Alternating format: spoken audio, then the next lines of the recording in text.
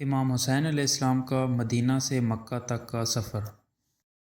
سفر کربلا امام حسین علیہ السلام اور ان کے ساتھیوں کا سفر جو مدینہ سے مکہ اور وہاں سے کربلا اور واقعہ کربلا کے بعد شام اور پھر کربلا سے ہوتے ہوئے مدینہ واپسی، مجموعی طور پر قافلہ حسینی نے 5555 کلومیٹر مسافت طے کی ہے۔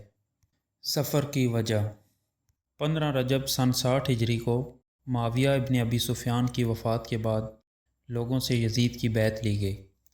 یزید نے برسر اقتدار آنے کے بعد ان چند افراد سے بیعت لینے کا فیصلہ کیا جنہوں نے معاویہ ابن ابی سفیان کے زمانے میں یزید کی بیعت کرنے سے انکار کر دیا تھا۔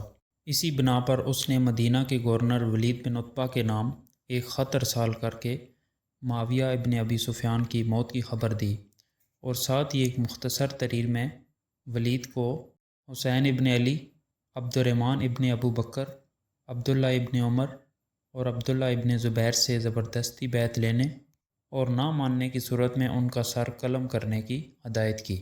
اس کے بعد یزید کی طرف سے ایک اور خط لکھا گیا جس میں حامیوں اور مخالفین کے نام اور حسین ابن علی کا سر بھی اس خط کے جواب کے ساتھ بھجوانے کی تاکید کی گئی تھی۔ مذکورہ افراد کو دارالامارہ بلوایا گیا۔ امام حسین علیہ السلام اپنے 30 عزیز و اقارب کے ہمراہ دارالامارہ پہنچے۔ ولید نے ابتدا میں معاویہ ابن ابی سفیان کی موت کی خبر سنائی اور پھر یزید کا خط پڑھ کر سنایا جس میں اس نے حسین سے اپنے لیے بیعت لینے کی تاکید کی تھی۔ اس موقع پر امام حسین علیہ السلام نے ولید سے کہا، کیا تم اس بات پر راضی ہو کہ میں رات کی تاریکی میں یزید کی بیعت کروں؟ میرا خیال ہے کہ تمہارا مقصد یہ ہے کہ میں لوگوں کے سامنے یزید کی بیعت کروں۔ ولید نے کہا، میری رائے بھی یہی ہے۔ امام حسین علیہ السلام نے فرمایا، کل تک مجھے مہلت دو تاکہ میں اپنی رائے کا اعلان کروں۔ حاکم مدینہ نے دوسرے روز عصر کے وقت اپنے افراد کو امام حسین علیہ السلام کے پاس بھجوایا تاکہ آپ سے جواب موصول کرے۔ تاہم امام حسین علیہ السلام نے ایک اور رات کی مہلت مانگی جسے ولید نے قبول کیا اور امام حسین علیہ السلام کو مہلت دے دی۔ امام عالی مقام نے دیکھا کہ مدینہ مزید پرامن نہ رہا، چنانچہ آپ نے مدینہ چھوڑنے کا فیصلہ کیا۔ امام حسین علیہ السلام کا مدینہ سے خروج۔ حالات کی نزاکت کو دیکھتے ہوئے امام حسین علیہ السلام 60 ہجری کو اپنے عزیز و اقارب اور اصحاب کے 84 افراد کے ساتھ اور اپنے بعد عزیز و اقارب کی مرضی کے برخلاف مدینہ سے مکہ کی طرف روانہ ہوئے۔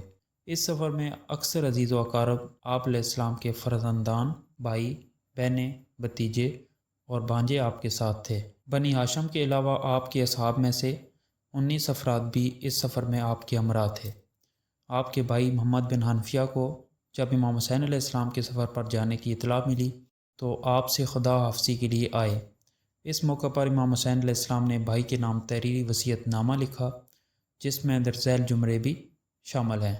میں خودخواہی یا سیر و تفریح کے لیے مدینہ سے نہیں نکلا اور نہ میرے سفر کا مقصد فساد اور ظلم ہے، بلکہ میں صرف اپنی جد کی امت کی اصلاح کے لیے نکلا ہوں۔ میں امر بالمعروف اور نہی عن المنکر کا ارادہ رکھتا ہوں۔ میں اپنے جد اور باپ علی ابن ابی طالب کی سیرت پر چلوں گا۔ امام حسین علیہ السلام مکہ میں۔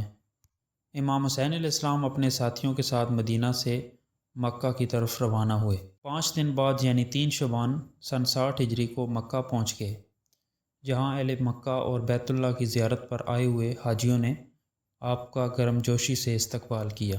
امام حسین علیہ السلام 3 شعبان سے 8 ذی الحجہ تک یعنی 4 مہینے سے زیادہ مکہ میں قیام پذیر رہے۔